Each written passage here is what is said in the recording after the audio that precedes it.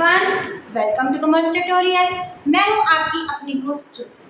आज हम कंटिन्यू करने जा रहे हैं +1 स्टैटिस्टिक का chapter measures of central tendency, जिसमें हमने लास्ट सेशन में देखा था मीन कैसे कैलकुलेट होती है अब through the direct method, shortcut method and step derivation. आज हम कंटिन्यू करने जा रहे हैं नेक्स्ट टॉपिक। हमारा फर्स्ट टॉपिक है करेक्ट एंड इनकरेक्ट मीन। कई बार क्या होता है मीन कैलकुलेट करने टाइम ह्यूमन बीइंग्स क्या है मिस्टेक्स, प्रोन टू मिस्टेक्स हो जाती है। कई बार कोई आइटम गलत ली जाती है तो उस टाइम उसके कारण एक आइटम के कारण ही हमारी मीन क्या हो जाती है, गलत हो जाती है जो हमने कैलकुलेट की है। तो करेक्ट मीन, इनकरेक्ट अगर हमने मीन कोई आइटम गलत लेने की वजह से गलत कैलकुलेट कर ली तो हमने उसको करेक्शन कैसे करना है, क्योंकि अगर दोबारा से स्टार्टिंग से मीन कैलकुलेट करेंगे तो फिर बहुत ज़्यादा एफर्ट्स लगेंगे। ऑलरेडी जो इनकरेक्ट मीन है उसी को ही करेक्ट में हमने कैसे बदलना, ये हमारा फर्स्ट हो। अगर कोई करेक्ट इनकरेक्ट मीन होती है तो सबसे पहले करेक्ट मीन का फॉर्मूला क्या होता है, incorrect summation x plus correct items minus incorrect items upon n। पहले हम क्या निकालेंगे, समेशन x निकालेंगे जो कि ऑलरेडी इनकरेक्ट है। उसके बाद करेक्ट जितनी करेक्ट आइटम्स है बस कोई लर्न करने की जरूरत नहीं है, करेक्ट आइटम्स को ऐड कर देंगे, इनकरेक्ट को क्या कर देंगे माइनस कर देंगे और उसको n के साथ क्या कर देंगे डिवाइड कर देंगे। अब ये क्वेश्चन आते हैं समेशन x इनकरेक्ट कैसे होता है। अब हमारा मीन का फार्मूला क्या होता है, समेशन x अपॉन n। और अब हमें मीन गिवन है, n गिवन है और समेशन x फाइंड आउट करना तो कोई मुश्किल नहीं है। मैथमेटिकल टर्म में हम क्या कर देंगे, क्रॉस मल्टीप्लाई। जब क्रॉस मल्टीप्लाई कर देंगे तो ये फार्मूला क्या हो जाएगा, मीन इनटू n। अब जैसे कि हमारे पास एक क्वेश्चन है, mean obtained by 100 students are 40। जब 100 स्टूडेंट्स की हमने मीन कैलकुलेट की तो हमारा आंसर आया 40। Later on it was found 53 was read at 83। Item क्या थी 53, it was read। read का मतलब हमने पढ़ लिया, लेकिन हमने उसको पढ़ कैसे लिया, 83 पढ़ लिया। सबसे पहले तो हमें क्वेश्चन में ये देखना होता है कि करेक्ट आइटम्स कौन सी है, इनकरेक्ट आइटम्स कौन सी है। ये किस पे डिपेंड होता है, स्टेटमेंट में डिपेंड होता है कि स्टेटमेंट क्या बोल रही है। जैसे इस केस में क्या बोल रही है, 53 was read है, आइटम क्या थी 53, लेकिन उसको हमने रेड कैसे कर दिया 83। ये क्या है हमारे पास करेक्ट आइटम्स, ये क्या है इनकरेक्ट आइटम्स। बच्चे कई बार यही कंफ्यूज हो गए, ये इनकरेक्ट को करेक्ट मान लेते हैं, करेक्ट को इनकरेक्ट मान लेते हैं। एक तो स्टेटमेंट ये इस वे से लिखी आ सकती है, एक स्टेटमेंट कैसे लिखी आ सकती है, 83 वाज टेकन इंस्टेड ऑफ 53। अब इस स्टेटमेंट का क्या मतलब है, 83 वाज टेकन लेना, हमने ले लिया 83 इंस्टेड बजाय 53, हमने लेना था 53 लेकिन ले क्या लिया 83। अब ये जो स्टेटमेंट है टू वे से आ सकती है, एक तो इस वे से नेचर से लिखी होती है या फिर स्टेटमेंट में इस वे से लिखी होती है। आपने उसको खुद देखना है। इंस्टेड का हिंदी जनरल सेंस में मीनिंग क्यों आता है, उसकी बजाय 83 वाज टेकन, हमने ले क्या लिया 83 इंस्टेड ऑफ 53, लेकिन है आइटम कितनी थी 53। मींस हमारी करेक्ट आइटम कितनी है 53 और हमारी इनकरेक्ट आइटम कितनी है 83। अब हम कुछ नहीं करेंगे, फॉर्मूलेज में वैल्यू पुट करेंगे। अब सबसे पहला हमारा स्टेप क्या है, हमने क्या निकाला समेशन x। अब हमारा मीन का फॉर्मूला क्या होता है, summation x upon n। Mean हमें 100 स्टूडेंट्स, n हमें कितनी दी है 100, मीन हमें कितनी दी है 40। अब यार अगर क्रॉस मल्टीप्लाई हो जाएगा तो समेशन x की वैल्यू कितनी आ जाएगी हमारे पास 4000। अब क्या करेंगे, हम जस्ट फार्मूले में वैल्यू पुट करेंगे। हमें क्या फाइंड आउट करना है, correct mean it is equal to incorrect summation, this is known to be incorrect summation x। ये हमारा कितना है 4000 प्लस इसमें करेंगे करेक्ट आइटम्स, वो हमारे क्या है 53 माइनस हम क्या कर देंगे incorrect items upon number of students हमारे कितने हैं सेम, वो कितने हैं हमारे पास 100। अब इन दोनों का डिफरेंस क्या है, 50 और 80 का 30 60 70 80 60 70 80 30। अगर इसमें से 30 माइनस करें तो हमारे पास ये आइटम आ जाएगी 70 अपॉन 100। हमारी करेक्ट मीन क्या आ गई 39.7। अगर आप इसका स्क्रीनशॉट लेना चाहते हैं तो ले सकते हैं। नेक्स्ट हमारा क्या है कंबाइंड। कंबाइंड मीन हमने फाइंड आउट करना है। कंबाइंड का मतलब क्या होता है कि ऑलरेडी हमारे पास 2 to 3 टाइप्स की मीन गिवन होती है, उनको कंबाइन करके हमें एवरेज मिलता है। अब तक हमने जिनमें जो भी नॉर्मल टॉपिक की है उसमें डायरेक्ट क्या फाइंड आउट करनी थी, मीन फाइंड आउट करनी थी, लेकिन इसमें कंबाइंड मीन की सबसे पहले प्रायोरिटी क्या होती है कि number of times of means हमें क्या होती है गिवन होती है। इसका फार्मूला भी बहुत इजी है, पहले हम इसका फार्मूला देखते हैं कि इसका फार्मूला क्या होता है? इसका फार्मूला होता है, सबसे पहले कंबाइंड मीन को हम डिनोट इसके साथ करते हैं। मीन का सिंबल क्या होता है?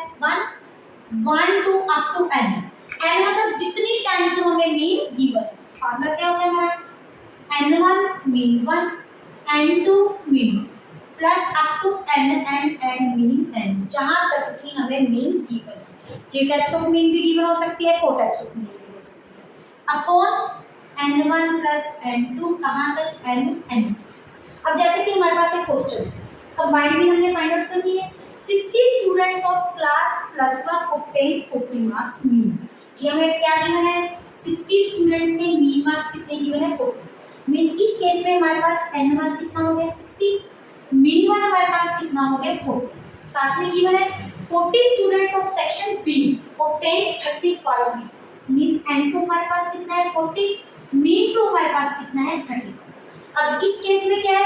हमें मीन ऑलरेडी गिवन है, तो हमने क्या फाइंड आउट करना है? Mean marks. यहाँ पे हमें खुद अंडरस्टैंड करना पड़ेगा कि इस केस में हमें क्या फाइंड आउट करना है? कंबाइंड मीन फाइंड आउट करना है। डायरेक्ट क्वेश्चन में नहीं गिवन होगा। जिस केस में हमें number of types of means given है, अब more than 1 type, 2 type, 3 type, तो उस केस में हमने अगर मीन मार्क्स फाइंड आउट करने तो हमने क्या फाइंड आउट करनी है? Combined mean. अब क्या करेंगे? जस्ट फॉर्मूला पुट करेंगे। अब इस केस में हमारे पास कितने n गिवन है? 2 टाइप्स ऑफ मीन गिवन है, 2 टाइप्स ऑफ n गिवन है। मींस हमने मीन क्या फाइंड आउट करनी है? 1 और 2। n1 हमारे पास कितनी है? 60, हमारी मीन कितनी है? 40। तो इनको हम आपस में क्या करते हैं? मल्टीप्लाई। ये दोनों आपस में कांस्टेंट है, अगर इसमें कोई भी सिंबल नहीं है तो इसका मैथमेटिकल टर्म्स में क्या मतलब होता है? मल्टीप्लिकेशन। n2 हमारे पास कितना है? सेम से ये हमारे क्या लिखिए? 40, और हमारे पास मीन 2 हमारे पास कितनी की है? 35। तो उसके साथ हमने क्या कर दिया? मल्टीप्लाई। अपॉन हमारे पास n1 कितनी है? 60, n2 हमारे पास कितनी है? 40। ये क्या आ जाएगा? 60 प्लस 40। अब इसको हम क्या कर लेंगे? सॉर्ट आउट कर लेंगे। 6 4 24, ये आ गया 2400 प्लस ये आ गया 20 40 12 40, ये आ गया 40 अपॉन 60 प्लस 40 हमारे पास क्या गया? 100, 3800 अपॉन 100। तो हमारे पास कंबाइंड मीन आ गई 38। जस्ट आपके पास स्टेटमेंट होनी है। स्टूडेंट्स इस टॉपिक्स को तकरीबन छोड़ के जाते हैं, क्योंकि वो स्टेटमेंट देख के क्या हो जाते हैं? कंफ्यूज हो जाते हैं। अगर आप इनका स्क्रीनशॉट लेना चाहते हैं तो ले सकते हैं। उसके बाद हमारे पास एक आपके सामने एक क्वेश्चन लिखा हुआ है। इस क्वेश्चन में क्या है? हमारे पास मिसिंग फ्रीक्वेंसी का क्वेश्चन। इस केस में हमें मीन गिवन है, तो हमने क्या फाइंड आउट करनी है? फ्रीक्वेंसी फाइंड आउट करनी है। हमारे पास एक क्वेश्चन मीन है हमारे पास 45, फ्रीक्वेंसी मतलब जहाँ पे जो क्वेश्चन मार्क है वो हमने क्या करना है? Find out. कुछ भी मुश्किल नहीं है, जो चीज गिवन है उसके रिवर्स नेचर में क्वेश्चन शुरू करना है। जैसे इस केस में हमें क्या गिवन है? मीन, तो हम क्या करेंगे? मीन को लेके क्वेश्चन को सॉल्व करेंगे। सबसे पहले हमारे पास क्या है? x हमारे पास कितनी गिवन है? अप टू 80 तक, 20 to 30, 30 to 40, 40 to 50, 50 to 60, 60 to 70, 70 to 80। सबसे पहले अगर हम कॉन्टिन्यूस सीरीज से क्वेश्चन सॉर्ट आउट करते थे, सबसे पहले हम क्या निकालते थे? Mid value. Mid value means dx, इसको हम कैपिटल के साथ डिनोट करेंगे, हम क्या लेंगे? Small x। 15 upper limit, lower limit plus upper limit upon 2, 10 plus 20 20 upon 2, 30 upon 2 क्या है? 50। उसके बाद कितने की जगह डिफरेंस है? 10 का डिफरेंस है, इनमें हम क्या प्लस कर देंगे? 10 का हम क्या कर देंगे? प्लस कर देंगे। हमारे पास कैसी आइटम बन गई? कुछ ऐसी हमारे पास क्या आ चुकी है? मिड वैल्यूज हमारे पास आ चुकी है। ये इसका फॉर्मूला क्या था? मिड वैल्यू का lower limit plus upper limit upon 2। अब इस क्वेश्चन में क्या है? अगर हम डायरेक्ट कैलकुलेशन करेंगे, डायरेक्ट मेथड लगाएंगे तो क्वेश्चन क्या हो जाएगा? मुश्किल हो जाएगा। मल्टीप्लिकेशन उतनी कैलकुलेशन होगी, तो हम इजी मेथड, जिस मर्जी मेथड से मीन कैलकुलेट करने, आंसर हमारा क्या है? सेम। ये ऑलरेडी हम डिस्कस कर चुके हैं। अगर आप प्लेलिस्ट लिस्ट में जाके चेक करना चाहते हैं तो आप वीडियो में देख सकते हैं। सबसे पहले हम क्या करेंगे? dx का हमारा फॉर्मूला क्या था? x minus a।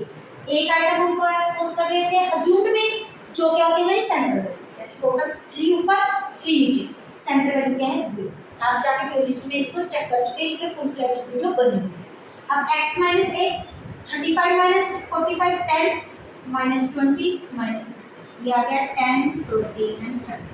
अब इसका कॉमन फैक्टर सभी में क्या है? 10, तो इसको हम क्या है? इस कॉमन फैक्टर के साथ डिवाइड करके हम क्या फाइंड आउट करेंगे? dx। उसका फॉर्मूला क्या था? df अपॉन c, और इस केस में c हमारी क्या है? 10, क्योंकि पूरी सीरीज किसके साथ डिविजिबल है? 10 के साथ। -3 -2 -1 0 1 2 एंड 3। कैलकुलेशन हमारी होगी इजी। उसके बाद हमारे पास फ्रीक्वेंसी कितनी की बना है 5 6 7। इसको हम क्या सपोज कर देते हैं f। ये हमने ये फाइंड आउट कर लिया 4 3 एंड 9। अब हमारे पास मीन कैलकुलेट करने का फार्मूला क्या होता है अज्यूम मीन में से ये हमारे पास क्या है a plus summation f d upon n into i। ये हमारा क्या होता है फार्मूला। यहाँ पे फ्रीक्वेंसी गिवन है तो यहाँ पे क्या आ जाएगा हमारा f। अब क्या करेंगे सबसे पहले हमने क्या फाइंड आउट करना है f d डैश।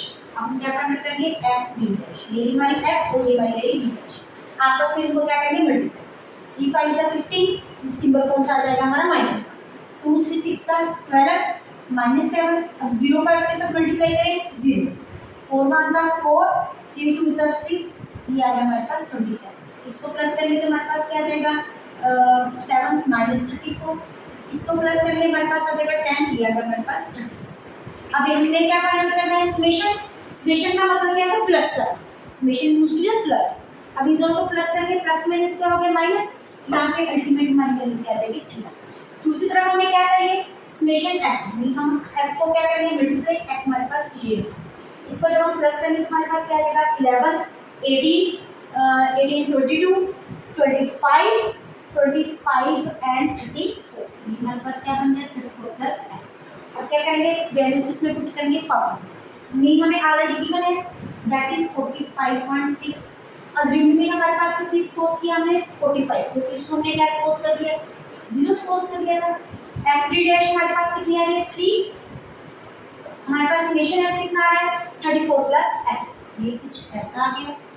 हमारे पास c कितनी हमारे पास 10 ये हमने यहाँ पे राइट डाउन की हुई है। अब प्लस माइनस प्लस इधर क्या आ जाएगा माइनस 45.6 में से 45 माइनस करके हमारे पास क्या आएगा 0.6। तो हमारी स्टेटमेंट कुछ ऐसी हो जाएगी इनटू 10।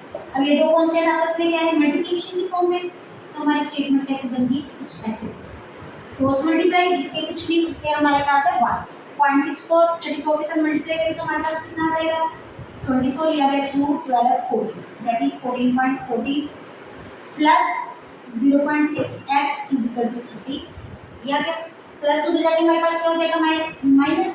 ये ऑलरेडी हमारी मैथमेटिकल की टर्म्स है जो ऑलरेडी इसमें कर चुके हैं 10th क्लास में टेक इनटू अकाउंट कर चुके हैं। सेम वैसे जैसे हम मैथमेटिकल सॉल्यूशन करते हैं वैसे हमारा ये मैथमेटिकल सॉल्यूशन है।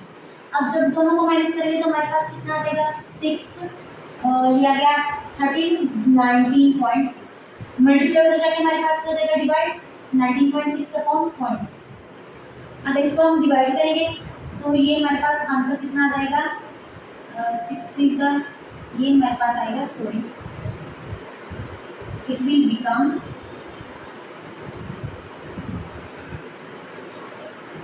ये आ गया 19.6। इनको डिवाइड करके जितना आंसर आएगा वो हमारे क्या आ जाएगी फ्रीक्वेंसी आ जाएगी। इस वजह से हम ऐसे क्वेश्चंस को क्या करते हैं इसी फ्रीक्वेंसी को सॉल्व आउट कर सकते हैं।